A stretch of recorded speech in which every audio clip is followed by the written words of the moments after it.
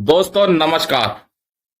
महत्वपूर्ण काउंटडाउन शुरू हो गया है। इंतजार की घड़ी अब बिल्कुल चंद घंटों ही दूर है। क्या बड़ी सौगात मिलने वाली है? क्या कुछ ऐसा हाथ आने वाला है जिसके लिए काफी लंबे समय से जद्दोजहद चली है, संघर्ष चला है, धरने हुए, प्रदर्शन हुए, रैलियां निकली? तो आज इसी मुद्दे पर थोड़ा विस्तार से चर्चा करेंगे। दोस्तों चैनल पे अगर आप नए हैं तो सब्सक्राइब करना ना भूलिएगा, नोटिफिकेशन को ऑल पर क्लिक कर लें ताकि जब भी कोई केंद्रीय कर्मचारियों और पेंशन भोगियों से संबंधित उनकी सैलरी, उनकी पेंशन से जुड़ी खबरें डालें हम, वो वीडियो आपके पास नोटिफिकेशन के माध्यम से आ जाए। तो बात कर रहे थे केंद्रीय कर्मचारियों की और पेंशन भोगियों की महत्वपूर्ण मुद्दों की। आखिरकार क्या शुरू हो गया है और क्यों हजारों करोड़ की बात हो रही है? जी हां दोस्तों, शुरू हो गया है केंद्रीय बजट का काउंटडाउन। अब चंद घंटे ही रह गए हैं। 23 जुलाई 2024 महत्वपूर्ण तारीख एक दर्ज हो जाएगी, क्योंकि इस तारीख को यानी 23 जुलाई 2024 को केंद्रीय बजट पेश होना है। और इस केंद्रीय बजट से पहले केंद्रीय कर्मचारी संगठनों और पेंशन भोगी संगठनों की तरफ से काफी दबाव सरकार के ऊपर डाला गया है अपनी अपनी मांगों को लेकर के, जिनमें कई प्रमुख मांगे हैं।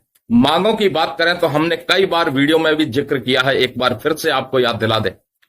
पुरानी पेंशन की बहाली बड़ा मुद्दा है देश के तमाम केंद्रीय कर्मचारियों के लिए, और मौजूदा एनपीएस सिस्टम को स्क्रैप करना यानी खत्म करना।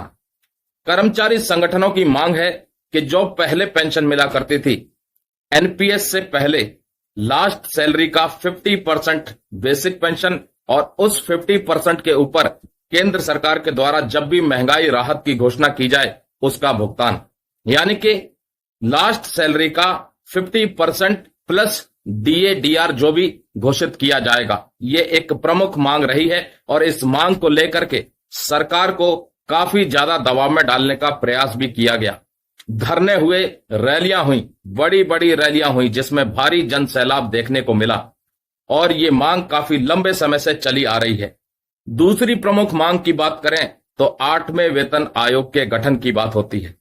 8वें वेतन आयोग के गठन की मांग क्यों उठ रही है? क्योंकि 10 साल का जो लंबा इंतजार करना पड़ता है केंद्रीय कर्मचारियों को, पेंशन भोगियों को अगले पे रिवीजन के लिए, पेंशन रिवीजन के लिए, वो समय अब नजदीक आता जा रहा है।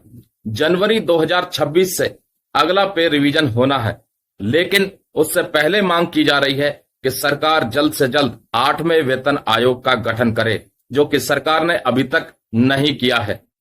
तीसरा जो बड़ा मुद्दा है वो है केंद्रीय कर्मचारियों का और पेंशन भोगियों का रुका हुआ महंगाई भत्ता और महंगाई राहत का जो एरियर है 18 महीने का, उसको रिलीज करना, जिसका बजट लगभग 34,000 करोड़ बताया जा रहा है।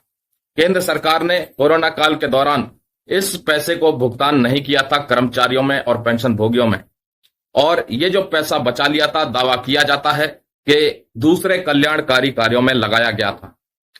ऐसी और भी कई प्रमुख मांगे हैं, इन मांगों के ऊपर भी नजर बनी रहेगी। बजट से पहले सरकार के ऊपर कर्मचारी संगठनों का भारी दबाव मांगों को लेकर के कहीं न कहीं एक मजबूत इशारा जरूर कर रहा है कि इस बार जब वित्त मंत्री निर्मला सीतारमण जी बजट पेश करेंगी तो कई महत्वपूर्ण मांगों के ऊपर कुछ न कुछ सुनने को जरूर मिलेगा। मांगे तो रख दी गई हैं, अब उनके ऊपर केंद्र सरकार का क्या फैसला निकल करके आता है ये देखना अभी बाकी रह गया है।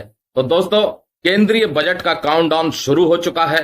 23 जुलाई बिल्कुल नजदीक आने वाली है और 2 ही दिन मात्र रह गए हैं। आज है 20 जुलाई, फिर 21 जुलाई, फिर 23 जुलाई, जिस दिन वित्त मंत्री जी निर्मला सीतारमण जी केंद्रीय बजट पेश करेंगी और अपने पिटारे से क्या क्या सौगातें देंगी, ये सारी तस्वीर साफ होगी। बहरहाल उम्मीदों के साथ इंतजार अभी भी बाकी है, लेकिन इंतजार की घड़ी बिल्कुल निकट आ चुकी है। दोस्तों कमेंट करके जरूर बताइएगा, कर्मचारी संगठनों की तरफ से ये जो दबाव डाला जा रहा है, उनमें से किन मांग के ऊपर सरकार अपनी सहमति बना सकती है और किन मांगों के ऊपर सकारात्मक सुनने को मिल सकता है वित्त मंत्री जी के मुखारबिंद से। और उससे भी महत्वपूर्ण, अगर कर्मचारी संगठनों का दबाव इस बार भी काम नहीं किया तो क्या ये संगठन रहने चाहिए या नहीं?